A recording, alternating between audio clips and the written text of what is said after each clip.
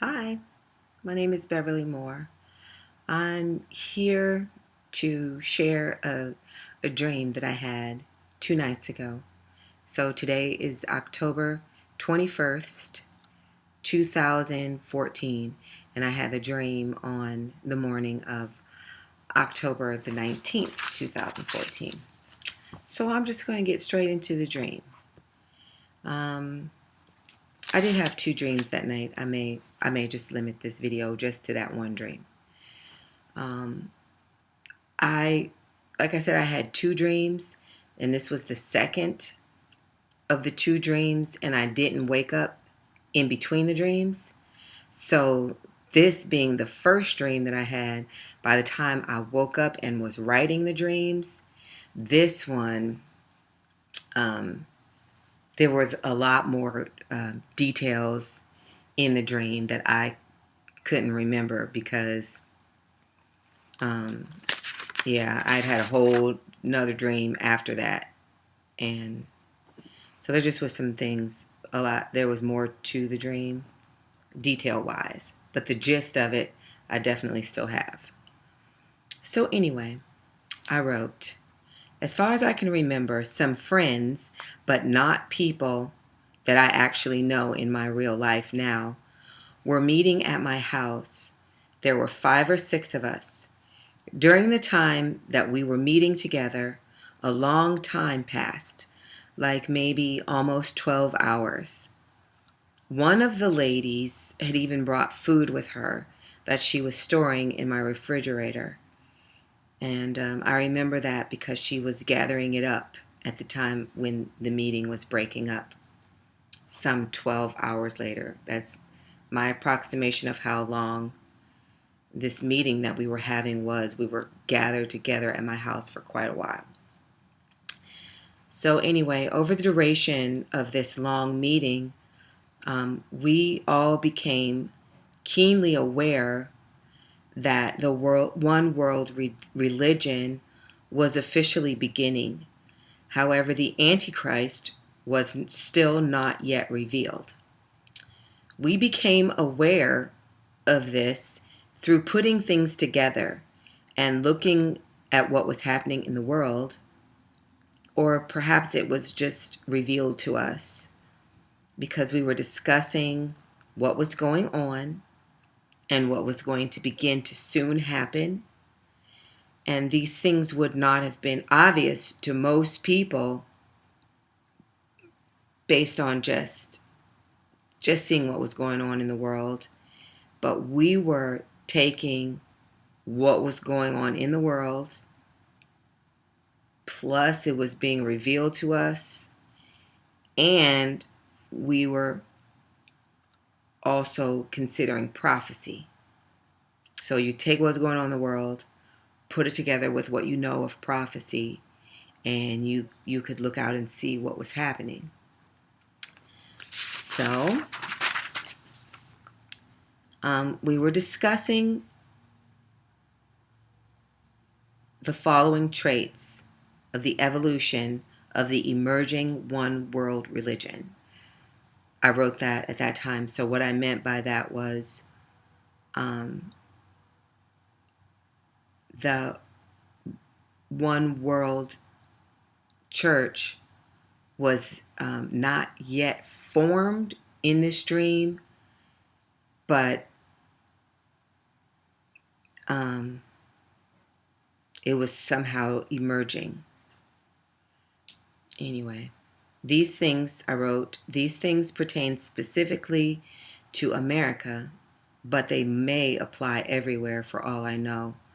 Just the landscape of America lends itself to what we were discussing in this dream. So on here, I list 7 traits that were revealed in this dream about the one world religion. Number 1 was that it will again become politically correct to believe in a higher power.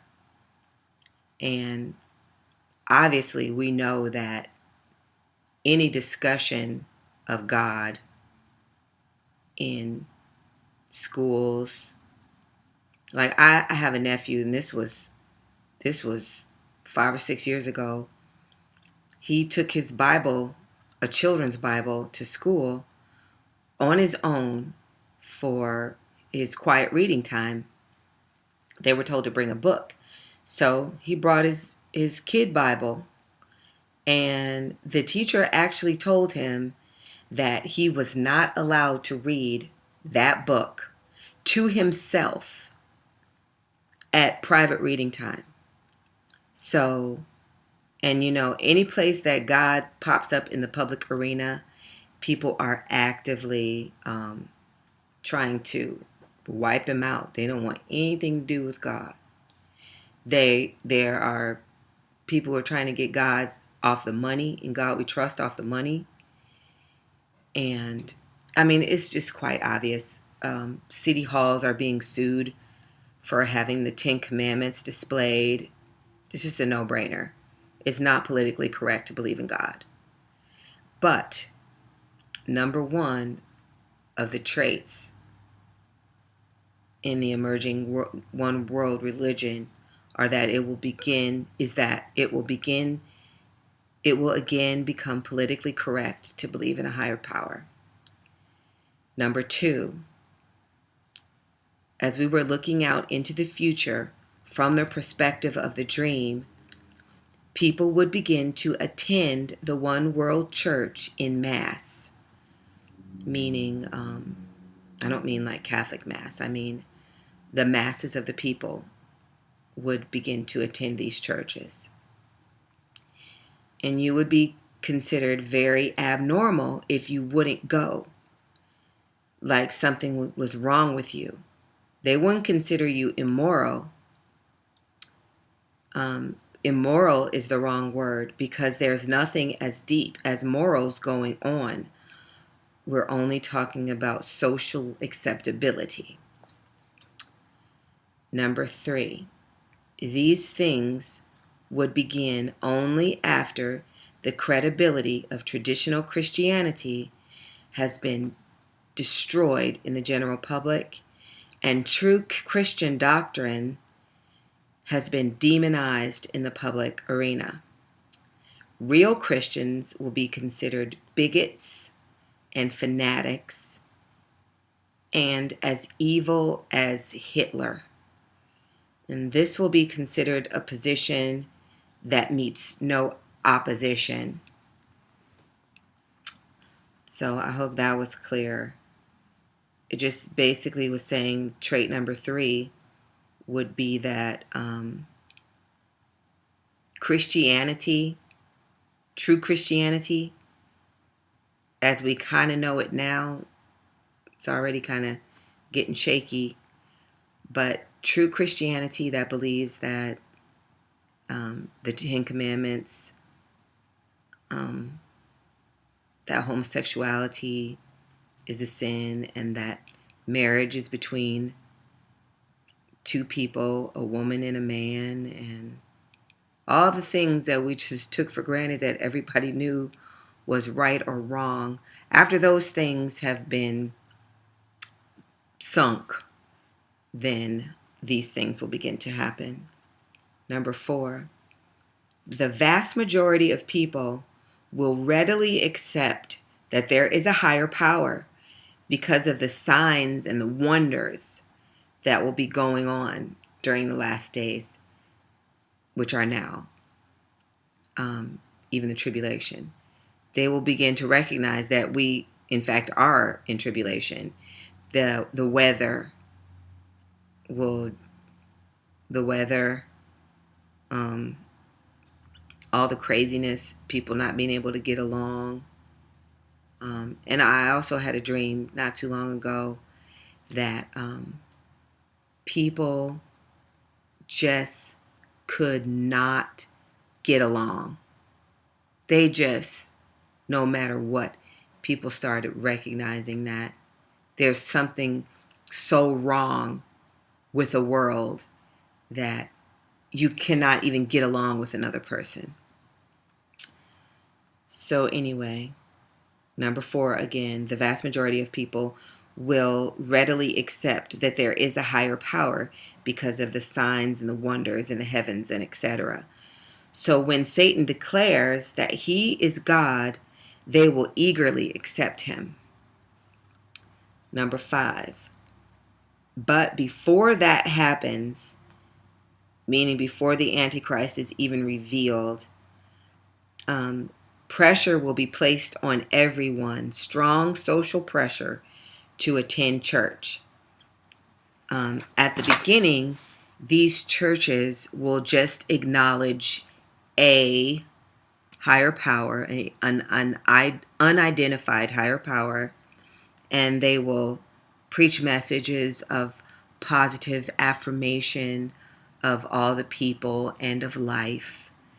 And the only thing that they'll be against is truth. Number 6, all religions and persuasions will melt easily into this format because everything will be acceptable except truth, as I said. All roads will lead to Rome. And that's just an expression. This will be an Oprah Winfrey style spirituality that declares that we've all been worshiping the same God all along. And even Christianity will be blended in through this new fallen Christianity, the compromised Christianity. And the compromised Christianity will officially deny the teachings of Jesus Christ and will deny his divinity and will deny that he is Lord of Lords, King of Kings. So if you're a follower of Jesus and you're willing to compromise basically everything he ever said about himself, then you're also welcome into this church. You just have that nice fluffy Jesus that says don't judge anybody and love everybody, but doesn't have any standards.